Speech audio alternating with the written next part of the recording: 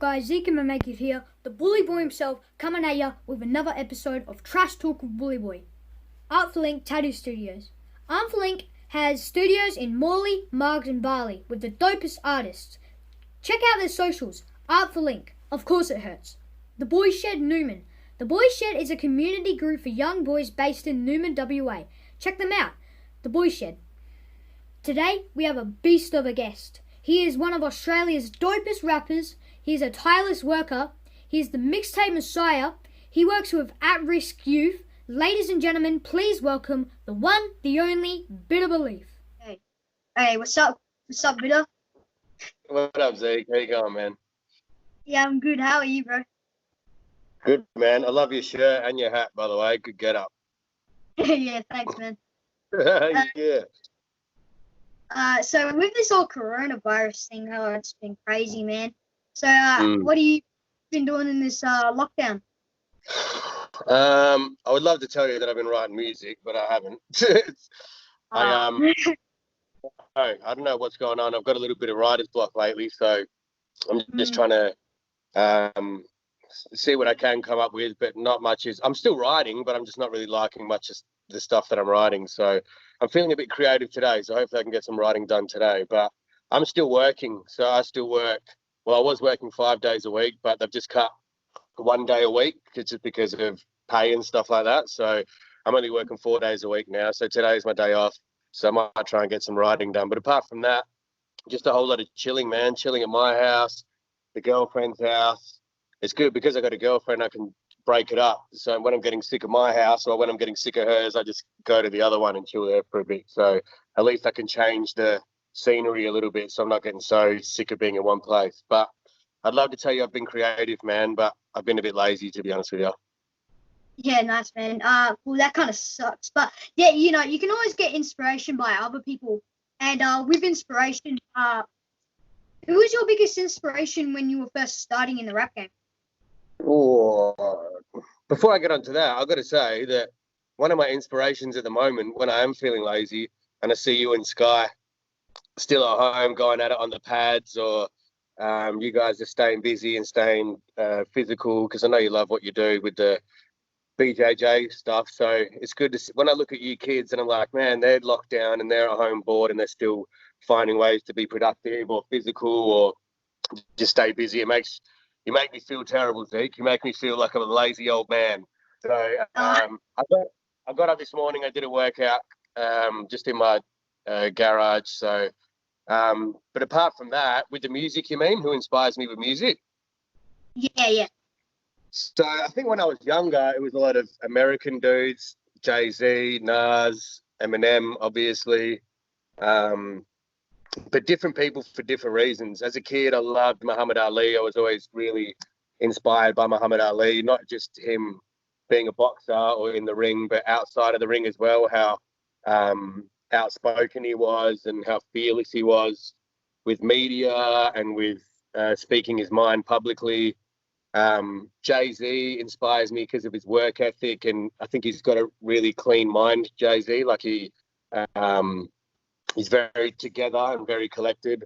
Nas, I just love Nas's raps. Eminem's obviously because he's clearly the best rapper of all time. So, but I try to pull inspiration from different areas: basketball players, rappers, singers, athletes, all areas, man. But at the moment, I've been finding inspiration in really weird places. Even my friends, like I get inspired by Draft and Complete. Sometimes I can be working on music and think it's really good, and then I'll go catch up with Draft or Complete, and then they'll show me new stuff, and it makes me want to come home and rewrite all my stuff or just get better. So I would say them two are my biggest inspirations at the moment, Draft and Complete. Hilltop Hoods, if I'm ever at a Hilltop Hoods show, I get the luxury of being able to stand on the stage and watch their set and look out at crowds of sometimes 15,000 people, and I find that inspiring because I just go, if they can do it, then I can do it. You know what I mean? So I get inspiration from everywhere, man. Yeah, nice, man. So with the writing, you actually was doing poems when you were 13, which later you started doing raps. So what was your first song about? How'd you know that? Done your research, bro. I like that. Hey. Yeah. So how old are you? You 12? 11 now. Yeah. 11. So I was really into hip hop when I was your age, but I didn't start writing raps until I was 14. So at first, yeah, you're right. I just used to write poems, or when I was young, I always had like a fascination with words. So I really loved words. I think I read the dictionary when I was like 13 because I just wanted to know all the words and how to use words and play with words. I just had a fascination and an obsession with it. So, but I wrote my first song when I was 14, and I think it was about my granddad dying. My granddad died, so I wrote a song about him. That's like, man. Yeah. Yes. Yeah. But That's still, what's good. it's Man, you're 11 and you've already found what you love and want to do, and you've dedicated yourself to it. I was 14. I'm 33 in a couple of months, or in a month. So that means I've been doing it for 17 years about. My math is terrible, so that might be wrong. But because you started so young, by the time you're my age, you're going to be a weapon, man, even earlier. By the time you're 20, you're going to be an absolute weapon. So it's good that you started early, man. yeah. Thanks, man. So when you were younger and you started your raps when you were about 14, you used to call yourself the Mixtape Messiah, and now you only do out mixtapes. So what happened? How come you changed your name? Mixtape Messiah was just like my it was like an AKA, like a also known as. So I was Bitter Belief, and then I would just like make up heaps of names like AKA the Mixtape Messiah, AKA this and that. And that was because I did like 11 mixtapes before I even did my first album. So the difference between a mixtape and an album is the mixtape, you can just get other people's beats and rap to it, and you give it to people for free because you can't really sell it because it's not your music. But then after a while of doing that, and I built my little fan base here in Perth, I just used to give them out hand to hand because the internet wasn't really a big thing back then, So I just burn all these mixtapes and rap over other people's beats and hand them out. And I did like 11 mixtapes, which is like the most anybody's ever done, I think. And then I was ready to start making some money. So just started buying beats off other people like Rob Shaker or Disaster or Creed Birch, a dude I used to work with quite a bit. And then I started putting out albums so I could make a bit of money. And I knew I was good enough by then. I kind of knew how to write a song a bit better. Back in the day, I was just rapping for ages on a beat, So, the Mixtape Messiah, man, you've done your research, Zeke. I'm impressed. Yeah. Good stuff. Yeah, thanks, man. And with the name Bitter Belief, how'd you come up with that name? So it's an interesting story, that one. So my name before Bitter Belief was Montana, because I really loved Scarface, and his name was Tony Montana. And then I was with this record label, and I left the record label because they kind of stuffed me over. So I left the record label, and I needed a new name, and I couldn't come up with a new name for the life of me. And I remember talking to my mum. My mum was always really supportive with my music, like your mum is with, your Brazilian jiu-jitsu and stuff. So she would always encourage me, and I was like, I think I'm going to quit. I don't like the industry. These guys have stuffed me over. I can't find a new name. Because I used to rap with an American accent, and then I changed to the Australian accent. So I left the record label, and then my mum was like, you need to keep going. I have every bit of belief in you. And when she said bit of belief, but she meant a bit of belief. I have every bit of belief in you. But when she said bit of belief, I was like, say that again.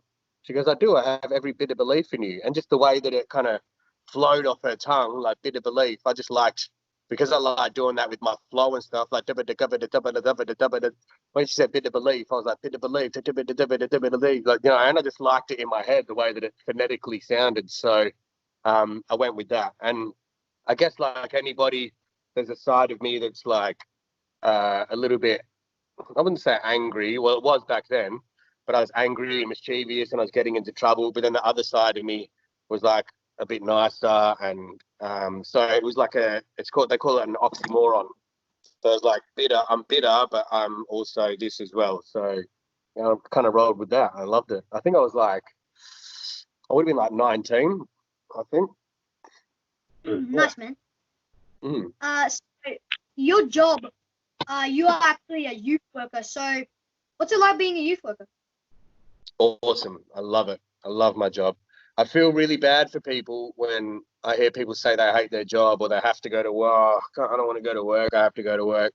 I wake up every day very blessed and fortunate that I get to go do what I do. So I work with a lot of homeless kids. So kids a little bit older than you. They're probably the youngest are probably like 14, 15, up to kids that are like 24 years old. So they've got nowhere to go. A lot of them don't have food or access to showers. They have drug issues and stuff. So we've got like a drop-in center in the middle of the city where they can kind of come, have showers, have a feed, get some food, get some counselling, help them get off the drugs and stuff like that. So, but I love it, man, because all them kids remind me of how I used to be when I was a kid and all my friends. I love it.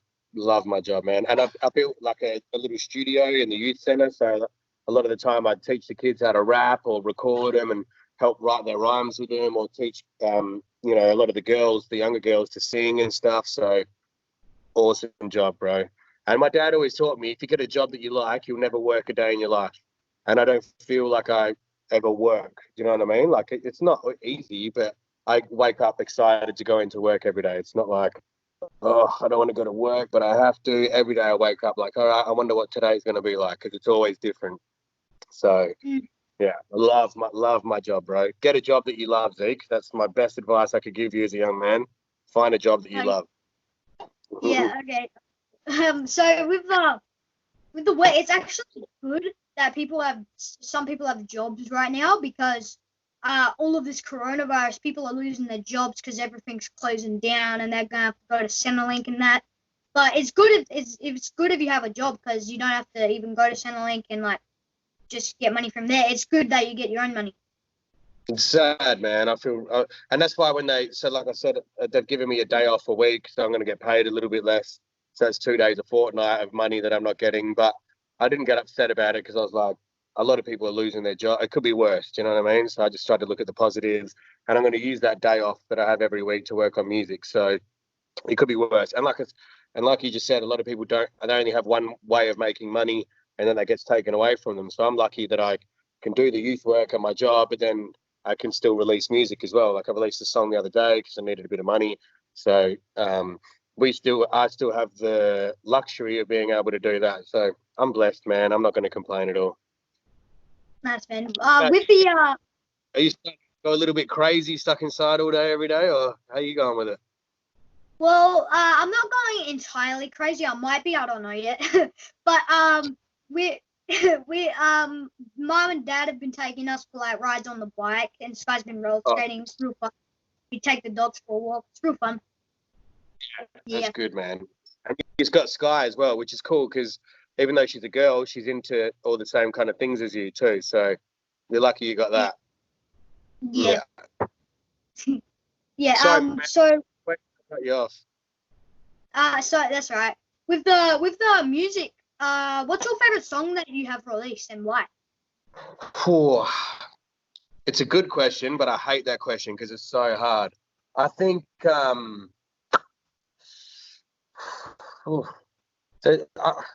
like doing a lot of the sad, deeper kind of songs that are a bit more emotional. So I've got one called Thinking Out Loud that I really like.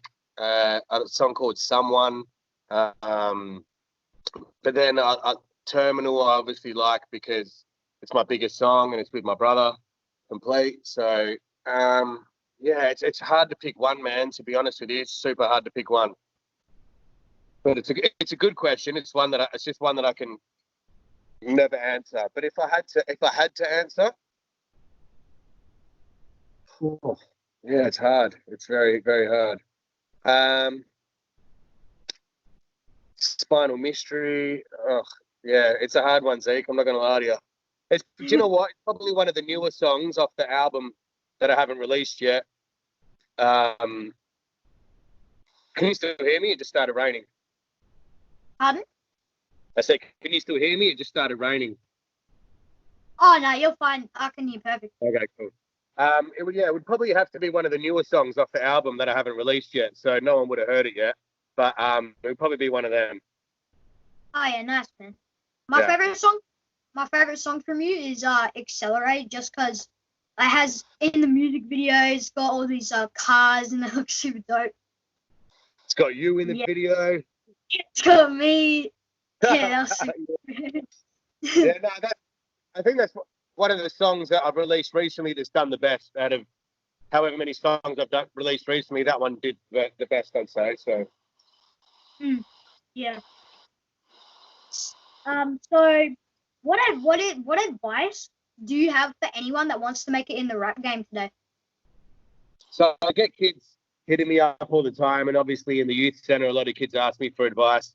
And my advice is just the same as with anything. Like, if you want to be a good basketball player, just shoot hoops every day, or study it, watch it on YouTube or whatever. Watch clips, watch videos on how to shoot, like technique and stuff like that. And it's the same with hip hop, or rapping, or Brazilian jiu-jitsu, or whatever it is. If you love it and you want to be good with it or good at it, get obsessed with it. Do it every single day. So I always say to kids, you don't have to write a song a day, just write a rhyme a day. And every single time you write something, try to get better at something that you're kind of already a little bit good at. So back in the day, I'd try to come up with new flows, or I'd just do something. I go, oh, I've never done that before, and try to do that. Or watch and study other rappers or other artists that I really love and go, I like how he did that. I'm going to try to do that, but do it in my way, kind of thing. And it's the same with basketball. I loved basketball as a kid. I hadn't really got into it for a while. I forgot how much I loved it. And then I picked it back up about 4 or 5 years ago. And just got obsessed with it again. I was like, I want to get really good again. So I just went down to the basketball courts and just shot every day. I focused on my technique and started watching a lot of basketball again. So it would be them two things. Just study the craft. Same with Brazilian Jiu-Jitsu. I'm sure you watch a lot of clips and break down a lot of clips of like some of your favorite fighters doing that stuff. And it's the same with hip hop and basketball to me. I just watch other people doing it and study them and try to perfect it on my side and just try to do it as much as I can. But at the start, when you're trying to get good, just do it every single day. It's a played out saying. A lot of people say practice makes perfect, so it's become a bit cheesy to say it, but it's true. There's a reason why everybody says practice makes perfect, because it does. The more you do something, the better you're going to get at it. Whatever it is, ping pong, volleyball, soccer, MMA, boxing, whatever it is, the more you do, if you're dedicated, get obsessed with it, and you will become good. Yeah, that's good. That's some good advice, guys. If you want to do stuff, just do what Bit of Belief just said. Like just do it every single day. Practice makes perfect, and yeah, it's good. Study it as well. Study it. Would you say even now obviously when you're locked down, it's a bit harder, but are you trying to train every day, or at least do something to do with the art form of Brazilian Jiu-Jitsu? You're trying to do something every day. I've seen you guys have got the pads out and all that stuff. Like, you try to just keep your mind, I guess, locked in and focused on, because when you go back to training, you don't want to be cold, do you? You don't want to be like, have lost the step or lost some quickness or whatever, you know? Yeah, we actually got this room in our house, and it's got 3x3 mat space, and we just like do boxing there, kickboxing, just like, it's normal stuff that we would do at our normal gym. Yeah, that's great, man. You got awesome parents, Zeke. I'll tell them that. No, tell them you said it. I hope you know that. Yeah. Mm-hmm. Okay. Where do you think you see yourself in 5 years? That's a good one.